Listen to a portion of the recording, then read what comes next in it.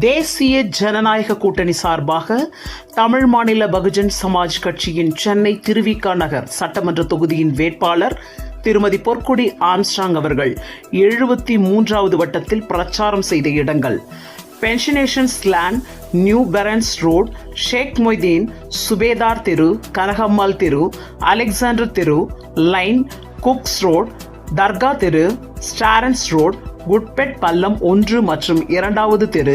வாழைமா நகர், தாசமகான் 1 முதல் 5 தெரு வரை, பில்வேட்டர் கிராமம் ஆகிய அப்பகுதிகளில் முழுவதும்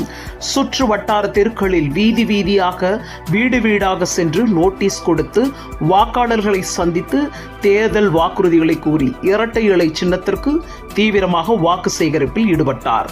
திருவிக நகர் அதிமுகவின் கட்சியின் பொறுப்பாளர்கள், தோழமை கட்சிகள், திருவிக நகர் பகுதி வட்டக்கழக நிர்வாகிகள், மகளிர் அணி நிர்வாகிகள், அணிகளின் அமைப்பாளர்கள், இளைஞர் அணி, தோழமை கட்சிகளின் நிர்வாகிகள் உள்ளிட்டோர் பெருமளவில் கலந்து கொண்டனர்.